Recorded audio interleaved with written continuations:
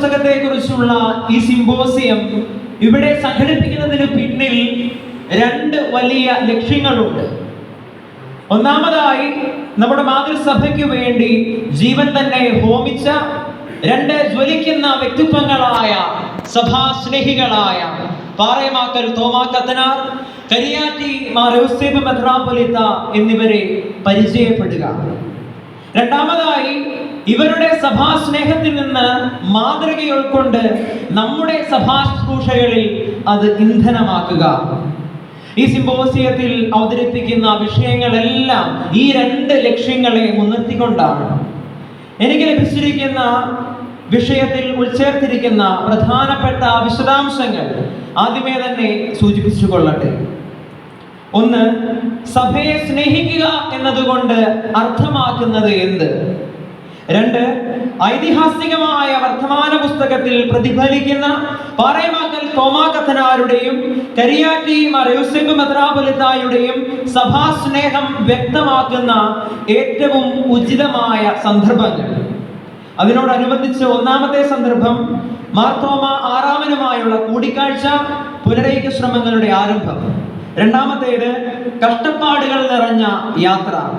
മൂന്നാമത്തേത് ചാക്കോ കത്തനാരോ തോമാ കത്തനാരോ, ആര് പോകണം എന്ന കാര്യത്തിൽ തീരുമാനമെടുക്കുന്ന സന്ദർഭം. മൂന്നാമത്തെ വിശദാംശം 72-ാം പാദത്തിൽ തെളിഞ്ഞു നിൽക്കുന്ന പാറേമാക്കൽ തോമാ കത്തനാരുടെ സഭാസ്നേഹം. ഈ വിഷയത്തിൽ അടങ്ങിയിരിക്കുന്ന വിശദാംശങ്ങളിലൂടെ കടന്നു പോകുമ്പോൾ നമുക്ക് കാണാൻ സാധിക്കുന്നത് പാറേമാക്കലിന്റെയും കരിയാറ്റിയുടെയും ഹൃദയങ്ങളാണ്. സഭാസ്നേഹത്താൽ ജ്വലിച്ച, ഇന്നും സഭാസ്നേഹികളെ ജ്വലിപ്പിക്കുന്ന രണ്ട് ഹൃദയങ്ങൾ. വിശുദ്ധ അഗസ്തീനോസിന്റെ ഹൃദയസ്പർശിയായ ഒരു വാചകമുണ്ട്: ഹൃദയം ഹൃദയത്തോട് സംസാരിക്കുന്നു. ഇവരുടെ ഹൃദയങ്ങൾ സിറോ മലബാർ സഭയിലെ അംഗങ്ങളായ നമ്മോട് ആവർത്തിച്ചു മന്ത്രിക്കുകയാണ്: സഭയെ സ്നേഹിക്കുക. സ്നേഹം യഥാർത്ഥത്തിൽ സഭയെ സ്നേഹിക്കുക എന്നതുകൊണ്ട് ഉദ്ദേശിക്കുന്നത് എന്താണ്? കർത്താവായ ഈശോ മിശിഹ ഈ ഭൂമിയിൽ മനുഷ്യനായി അവതരിച്ച് തന്റെ പീഡാനുഭവ മരണോദ്ധാനത്തിലൂടെ നമുക്കൊരു വലിയ കൽപ്പന നൽകി: സ്നേഹിക്കുക. നിന്റെ ദൈവമായ കർത്താവിനെ പൂർണ്ണ ഹൃദയത്തോടും പൂർണ്ണാത്മാവോടും കൂടി സ്നേഹിക്കുക. നിന്നെ പോലെ നിന്റെ അയൽക്കാരനെ സ്നേഹിക്കുക. യഥാർത്ഥത്തിൽ സ്നേഹത്തിന്റെ ഈ കൽപ്പന നാം പാലിക്കുന്നത് സഭയിലൂടെയാണ്. സഭയിലൂടെയാണ് നാം സ്നേഹിക്കാൻ പഠിക്കുന്നത്. സഭയാണ് നമ്മെ സ്നേഹിക്കാൻ പഠിപ്പിക്കുന്നത്. ചുരുക്കി പറഞ്ഞാൽ, സഭയിലാണ് നാം ദൈവത്തെ കാണുന്നത്, ദൈവത്തെ ആരാധിക്കുന്നത്. അതിനാൽ സഭയെ സ്നേഹിക്കുക എന്നാൽ ദൈവത്തെ സ്നേഹിക്കുക എന്നാണ് അർത്ഥം. കർത്താവിന്റെ സഭയെ ജീവന തുല്യം സ്നേഹിച്ച, സഭയ്ക്കു വേണ്ടി ജീവിതം മാറ്റിവെച്ച രണ്ട് വ്യക്തിത്വങ്ങളാണ് കരിയാറ്റിയും പാറേമാക്കലും. ഓർക്കുക, കർത്താവിന്റെ സഭയെന്നാൽ ഏതെങ്കിലും ഒരു പ്രത്യേക പ്രാദേശിക ജനവിഭാഗമോ ഒരു പ്രത്യേക ഭാഷ സംസാരിക്കുന്നവരോ ഒന്നുമല്ല. അത് മുൻപ് ബഹുമാനപ്പെട്ട ഞാറക്കുന്നേലച്ചൻ സൂചിപ്പിച്ചതുപോലെ കാതോലികമാണ്, എല്ലാവരെയും ഉൾക്കൊള്ളുന്നതാണ്. വിശുദ്ധ പൗലോസ്ലീഹ കൊറിന്തോസിലെ സഭയ്ക്ക് എഴുതിയ 1-ാം ലേഖനം 12-ാം അധ്യായം 27-ാം വാക്യത്തിൽ നമ്മെ ഉദ്ബോധിപ്പിക്കുന്നുണ്ട്: നിങ്ങൾ മിശിഹായുടെ ശരീരവും ഓരോരുത്തരും അതിലെ അവയവങ്ങളുമാണ്. പത്രോസ് തലവനായുള്ള ശിഷ്യ സമൂഹം വിവിധ ദേശങ്ങളിൽ സുവിശേഷം അറിയിച്ചതിന്റെ ഫലമായി രൂപം കൊണ്ട കർത്താവിന്റെ സഭ കാതോലികമാണ്, സാർവത്രികമാണ്. സഭയുടെ ഈ സാർവത്രികതയെ പറ്റി ഉത്തമ ബോധ്യമുള്ളതിനാലാണ് മലബാർ സഭയുടെ പാരമ്പര്യത്തിന് ഭീഷണി സൃഷ്ടിക്കുന്ന, സഭയുടെ പൈതൃകത്തെ തന്നെ നശിപ്പിക്കുന്ന ലത്തീൻ മിഷണറിമാരുടെ പ്രവർത്തനങ്ങളിൽ നിന്നും തങ്ങളുടെ മാതൃസഭയെ സംരക്ഷിക്കാൻ ഈ രണ്ട് സഭാസ്നേഹികൾ ഇറങ്ങിത്തിരിച്ചത്. പൗലോസ്ലീഹ കൊറിന്തോസിലെ സഭയ്ക്ക് എഴുതിയ 1-ാം ലേഖനം 12-ാം അധ്യായം 26-ാം വാക്യത്തിൽ വീണ്ടും നമ്മെ ഓർമ്മപ്പെടുത്തുകയാണ്: ഒരു അവയവം വേദന അനുഭവിക്കുമ്പോൾ എല്ലാ അവയവങ്ങളും വേദന അനുഭവിക്കുന്നു. തന്റെ മാതൃസഭയ്ക്ക് വേദന ഏൽക്കുമ്പോൾ മിശിഹ തന്നെയാണ് വേദനിക്കുന്നത് എന്ന തിരിച്ചറിവ് അവർക്കുണ്ടായിരുന്നു. കരിയാറ്റിയും പാറേമാക്കലും സ്വന്തം നേട്ടങ്ങൾക്ക് വേണ്ടി ആയിരുന്നില്ല ജീവിച്ചത്. മാതൃസഭയ്ക്ക് വേണ്ടി കർത്താവിൽ ആശ്രയിച്ചാണ് അവർ ജീവിതം നയിച്ചത്. വർത്തമാന പുസ്തകത്തിലുടനീളം ഈ രണ്ട് മഹത് വ്യക്തികളുടെ തീവ്രമായ സഭാ സ്നേഹത്തിന്റെ നിരവധി ദൃഷ്ടാന്തങ്ങൾ നമുക്ക് കാണാൻ സാധിക്കും. പുനരൈക്യ ശ്രമങ്ങളുടെ ആരംഭം മാർത്തോമ ആറാമനുമായുള്ള കൂടിക്കാഴ്ച. 1599 ഉദയംപേരൂർ സൂനഹദോസിന് ശേഷം മലബാറിലെ മാർത്തോമ നസ്രാണികൾ നാളിതുവരെ കാത്തു സൂക്ഷിച്ചു പോന്ന മാർത്തോമ മാർഗത്തിന് വിള്ളലുകൾ സംഭവിക്കാൻ തുടങ്ങി. സഭയുടെ പാരമ്പര്യം തന്നെ നഷ്ടപ്പെട്ടു പോകാൻ ഇടവരുത്തുന്ന പരിഷ്കാരങ്ങൾ ലത്തീൻ മിഷണറിമാർ അടിച്ചേൽപ്പിച്ചതിന്റെ അന്തിമ ഫലമായിരുന്നു 1653 കൂനൻകുരിശ് സത്യം.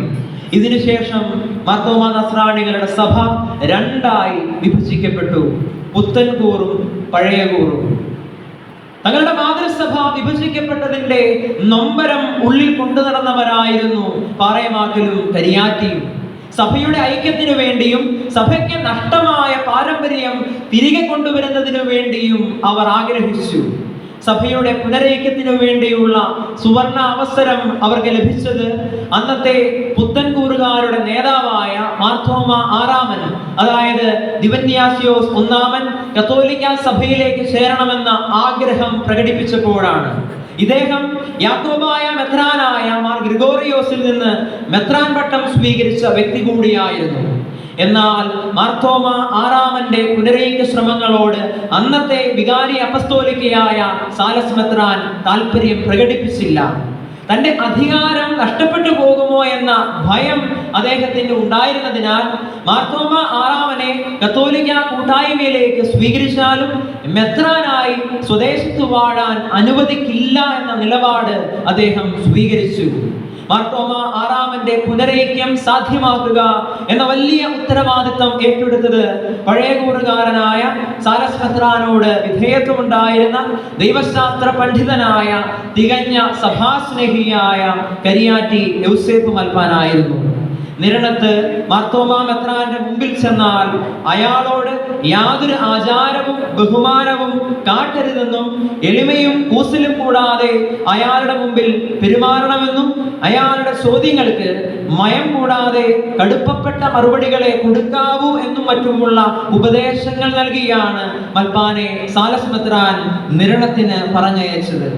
എന്നാൽ നിരണത്ത് എത്തിയ മൽപ്പാൻ എളിമയോടും വിനയത്തോടും കൂടി പെരുമാറിയെന്ന് മാത്രമല്ല, കത്തോലിക്ക സഭയിലേക്ക് പുനരൈക്യപ്പെടാനുള്ള മാർത്തോമ ആറാമന്റെ തീവ്ര അഭിലാഷം കണ്ടപ്പോൾ അദ്ദേഹം പറഞ്ഞു, അങ്ങേ പ്രതി എന്റെ ആയുസ് തമ്പുരാന് ബലിയർപ്പിക്കുന്നതിനും റോമാ വരെ ഒരിക്കൽ കൂടി പോയി കാര്യം സാധിച്ചു വരുന്നതിനും വേണ്ടി എന്റെ കഴിവിന്റെ അങ്ങേയറ്റം വരെ പ്രയത്നിക്കുവാനും ഞാൻ ഒരുക്കമാണ്.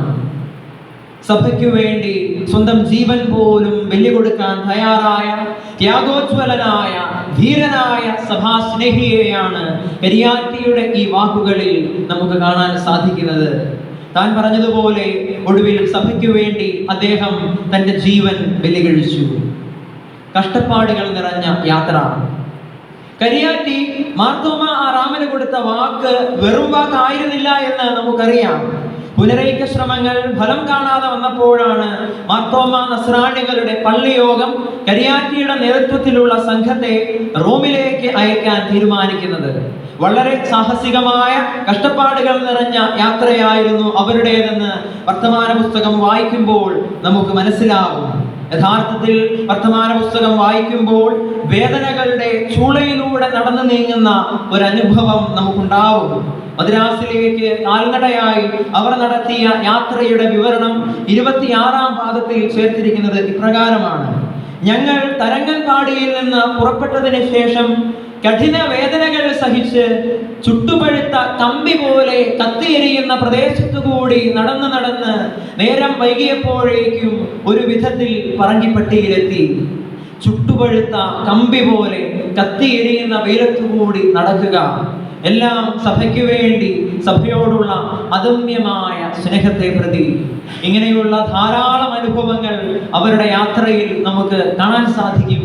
വളരെയധികം ശാരീരികവും മാനസികവുമായ ക്ലേശങ്ങൾ സഹിച്ചാണ് അവർ ലിസ്ബൺ റോമ യാത്ര നടത്തിയത്. ചാക്കോ കത്തനാരോ തോമാ കത്തനാരോ ആര് പോകണം? മദ്രാസിൽ നിന്ന് കപ്പൽ യാത്ര ആരംഭിക്കുന്നതിന് മുമ്പ് തങ്ങളുടെ കൈവശമുള്ള പണം ഉപയോഗിച്ച് എല്ലാവർക്കും റോമായിലേക്ക് പോകാൻ കഴിയില്ലെന്ന് അവർക്ക് മനസ്സിലായി. മാത്രവുമല്ല, ദൗത്യ സംഘത്തിലെ എല്ലാവർക്കും പോകാൻ മാത്രം സ്ഥലവും കപ്പലിൽ ഇല്ലായിരുന്നു. കരിയാറ്റിയുടെ കൂടെ പാറേമാക്കൽ തോമാ കത്തനാർ പോകണോ അതോ ചാക്കോ കത്തനാർ പോകണോ എന്ന കാര്യത്തിൽ എല്ലാവരുടെയും അഭിപ്രായം ചോദിച്ചറിയുകയുണ്ടായി. ഭൂരിപക്ഷം പേരും തോമാ കത്തനാർ പോകണമെന്ന് അഭിപ്രായപ്പെട്ടു. ചാക്കോ കത്തനാരുടെ മനസ്സ് ചോദിച്ചപ്പോൾ അദ്ദേഹം ഉറച്ച ഭാഷയിൽ പറഞ്ഞു, ഞാൻ റോമായിലേക്ക് പോകുവാനായിട്ടത്രേ മലയാളത്തിൽ നിന്ന് പുറപ്പെട്ടത്. ആയതുകൊണ്ട് റോമായിലേക്ക് പോകാതെ മലയാളത്തിന് മടങ്ങുവാൻ എനിക്ക് ഭാവമില്ല. എന്നാൽ നാം ശ്രദ്ധിക്കേണ്ടത് ഈ അവസരത്തിൽ പാറേമാക്കൽ തോമാ കത്തനാർ പറഞ്ഞ വാക്കുകളാണ്. അദ്ദേഹം പറഞ്ഞത് ഇപ്രകാരമാണ്: ജാതിയുടെ ഗുണത്തിനല്ലാതെ ഓരോരുത്തന്റെ സിദ്ധാന്തത്തിനല്ല നാം പുറപ്പെട്ടിരിക്കുന്നത്. ആയതുകൊണ്ട് കാര്യത്തിന്റെ നിവർത്തിക്ക് ഏതാണോ നല്ലത് അപ്രകാരം മനസ്സായേ മതിയാകൂ എന്നതുകൊണ്ട് എല്ലാവരുടെയും ഇഷ്ടം പോലെ റോമായ്ക്ക് പോകണമെങ്കിൽ ആയതിനും വീണ്ടും മലയാളത്തിന് തിരിക്കണമെങ്കിൽ ആയതിനും ഞാൻ സന്നദ്ധനാണ്. നിസ്വാർത്ഥമായ സ്നേഹമായിരുന്നു പാറേമാക്കലിന് തന്റെ സഭയോട് ഉണ്ടായിരുന്നത്. സഭ പറയുന്നത് കേൾക്കാനും സ്വന്തം ഇഷ്ടങ്ങൾ മാറ്റിവെക്കാനുമുള്ള അദ്ദേഹത്തിന്റെ സന്നദ്ധത കലർപ്പില്ലാത്ത സഭാ സ്നേഹത്തിന്റെ നേർസാക്ഷ്യമാണ്. 72-ാം പാദം വർത്തമാന പുസ്തകത്തിലെ അതിപ്രധാനപ്പെട്ട പാദമാണ് 72-ാം പാദം. സഭാസ്നേഹികളെ രോമാഞ്ചം കൊള്ളിക്കുന്ന ഭാഷയാണ് പാറേമാക്കൽ ഈ പാദത്തിൽ ഉപയോഗിച്ചിരിക്കുന്നത്. തന്റെ മാതൃസഭയോടുള്ള തീക്ഷ്ണമായ സ്നേഹം എരിഞ്ഞു നിൽക്കുകയാണ് പാറേമാക്കൽ തോമാ കത്തനാരുടെ ഓരോ വാക്കുകളിലും. തന്റെ മാതൃസഭയുടെ പാരമ്പര്യത്തെ ചോദ്യം ചെയ്ത, മാതൃസഭയ്ക്കെതിരെ വ്യാജ പ്രചരണങ്ങൾ നടത്തിയ, സഭയുടെ വളർച്ചയെ തടസ്സപ്പെടുത്തുന്ന പ്രവൃത്തികൾ ചെയ്ത ലത്തീൻ മിഷണറിമാർക്കെതിരെ അതിശക്തമായി തുറന്നടിക്കുകയാണ് പാറേമാക്കൽ 72-ാം പാദത്തിൽ. മലങ്കരയുള്ള ജനങ്ങൾക്ക് ഭരിക്കാൻ അറിയില്ല എന്ന് മിഷണറിമാർ പറയുമ്പോൾ അതിന് പാറേമാക്കൽ കൊടുത്ത മറുപടി ശ്രദ്ധിക്കുക: നിന്നേക്കാൾ 10,000 മടങ്ങ് നല്ലവണ്ണം ഭരിക്കാൻ അറിയുന്ന പട്ടക്കാർ ഞങ്ങളുടെ പള്ളികളിൽ ഉണ്ടെന്ന് മലങ്കരയുള്ളവർ എല്ലാവർക്കും അറിയാം. തുടർന്നും അദ്ദേഹം പിന്നീട് പറയുന്നു, അതത് ജാതിയെ ഭരിക്കുന്നവർ അതത് ജാതിയിൽ നിന്ന് ആയിരുന്നെങ്കിലേ ജാതിയുടെ സ്ഥാനമാനങ്ങളുടെയും യശസ്സും കെട്ടുറപ്പും ഐക്യവും നഷ്ടപ്പെടാതെ കാത്തുപാലിക്കുകയുള്ളൂ. ഇന്ത്യ ഇന്ത്യക്കാർക്ക് എന്ന് രാഷ്ട്രപിതാവായ ഗാന്ധിജിയുടെ ജനനത്തിന് പതിറ്റാണ്ടുകൾക്ക് മുമ്പേ പ്രഖ്യാപിച്ച വിദേശ ഭരണത്തിനെതിരെ ഒരു രചനയിലൂടെ ഒരുപക്ഷെ ഭാരതത്തിൽ ആദ്യമായി ശബ്ദമുയർത്തിയ ദേശസ്നേഹിയായ ദാർശനികനാണ് പാറേമാക്കൽ തോമാ കത്തനാർ. സഭാസ്നേഹത്തിന്റെയും ദേശസ്നേഹത്തിന്റെയും ഉന്നത ശൃംഗത്തിൽ നിന്നുകൊണ്ട് അദ്ദേഹം 72-ാം പാദത്തിൽ പ്രസ്താവിക്കുകയാണ്. അതെന്തെന്നാൽ, തൊലി വെളുത്ത ഒരു ചെരുപ്പ് കുത്തി വന്നാൽ ഉടൻ കസേര കൊടുത്ത് അവനെ ഇരുത്തുന്നു. ഞങ്ങളുടെ ജാതിയിൽപ്പെട്ട പ്രധാനപ്പെട്ട തരകന്മാരോ പട്ടക്കാരോ വന്നാൽ നിന്റെ മുമ്പിൽ എല്ലായ്പ്പോഴും കാലിന്മേൽ നിൽക്കണം. വർണ്ണവിവേചനത്തിനും ചൂഷണത്തിനും എതിരെയുള്ള പ്രവാചക ശബ്ദമായി മാറുകയാണ് ഇവിടെ പാറേമാക്കൽ തോമാ കത്തനാർ. ഉപസംഹാരം. വർത്തമാന പുസ്തകത്തെ കുറിച്ച് പാലാരൂപതാധ്യക്ഷൻ അഭിവന്ദ്യ മാർ ജോസഫ് കല്ലറങ്ങാട്ട് പിതാവ് പറഞ്ഞ വാക്കുകൾ ഉദ്ധരിച്ചു കൊള്ളട്ടെ. ഇത്ര സമുജ്വലമായ ഭാഷയിൽ രചിക്കപ്പെട്ടിട്ടുള്ള മറ്റൊരു യാത്രാവിവരണ ഗ്രന്ഥവും കൈരളിക്കില്ല. നൂറ്റാണ്ടുകൾ പിന്നിട്ടിട്ടും ആ ജ്വാലയുടെ ചൂട് നഷ്ടപ്പെട്ടിട്ടില്ല. വിളക്കുടഞ്ഞെങ്കിലും ജ്വാല അണഞ്ഞിട്ടില്ല.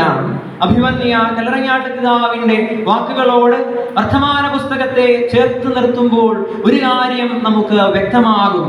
തോമാശ്ലീഹ രൂപം നൽകിയ ഭാരത നസ്രാണി സമൂഹത്തിന്റെ ഒരു കാലത്തെ ചരിത്രം അവതരിപ്പിക്കുന്ന ചരിത്ര ഗ്രന്ഥമായ കൈരളിക്ക് ഒരു കനകാഭരണമെന്ന് ഉള്ളൂർ വിശേഷിപ്പിച്ച ഭാരതീയ ഭാഷകളിലെ ആദ്യത്തെ യാത്രാവിവരണ ഗ്രന്ഥമായ ഐതിഹാസികമായ വർത്തമാന പുസ്തകം സമുജ്വലമാകുന്നത് കരിയാറ്റി മാർ യൂസേപ്പ് മെത്രാപ്പൊലീത്ത, പാറേമാക്കൽ തോമാ കത്തനാർ എന്നീ ശ്രേഷ്ഠ വ്യക്തിത്വങ്ങളുടെ തീക്ഷ്ണമായ സഭാ സ്നേഹത്തിലാണ്. സീറോ മലബാർ സഭയിലെ 2 വിളക്കുകളായിരുന്നു പാറേമാക്കലും കരിയാറ്റിയും. ഈ വിളക്കുകൾ ഉടഞ്ഞു പോയിട്ടുണ്ടെങ്കിലും ഇവ അവശേഷിപ്പിച്ച ജ്വാലയുടെ ചൂട് നഷ്ടപ്പെട്ടിട്ടില്ല എന്നത് തീർച്ചയാണ്. അത് സഭാസ്നേഹികളുടെ ഹൃദയങ്ങളെ ഇന്നും ജ്വലിപ്പിച്ചുകൊണ്ടിരിക്കുന്നു. മാതൃസഭയെ സ്നേഹിക്കാൻ സഭ അമ്മയാണെന്ന് ഓർമ്മിക്കാൻ സീറോ മലബാർ സഭയുടെ ഈ ധീരപുത്രർ നമ്മോട് ആഹ്വാനം ചെയ്യുന്നു. ഇന്ന് നമ്മുടെ മാതൃസഭ പ്രശ്നങ്ങൾ നേരിടുന്നുണ്ടെങ്കിൽ അതിനൊരു കാരണം നമ്മുടെ സഭയെ പൂർണ്ണമായി സ്നേഹിക്കാൻ നമുക്ക് ഇതുവരെ കഴിഞ്ഞിട്ടില്ല എന്നത് തന്നെയായിരിക്കും. പാറേമാക്കലും കരിയാറ്റിയും തങ്ങളുടെ ജീവിതങ്ങളിലൂടെ നമ്മെ പഠിപ്പിക്കുന്നത് സഭയെ സ്നേഹിക്കാനാണ്. സഭാമക്കളുടെ കുറവുകളും പോരായ്മകളും തെറ്റുകളും ക്ഷമിക്കുകയും സഹിക്കുകയും ചെയ്യുന്ന അമ്മയാണ് സഭ. അത് സഭയുടെ ബലഹീനതയല്ല കാണിക്കുന്നത്, സഭയുടെ കുലീനതയാണ്. ആ കുലീനത്വത്തിൽ നാം അഭിമാനിക്കണം. പാറേമാക്കൽ തോമാക്കത്തനാരും പെരിയാറ്റി യൂസേപ്പ് മെത്രാപ്പൊലീത്തായും പകർന്നു നൽകിയ സഭാസ്നേഹത്തിന്റെ ജ്വാല അണയാതെ കാത്തു സൂക്ഷിക്കാൻ നമുക്ക് കഴിയട്ടെ. നന്ദി, നമസ്കാരം.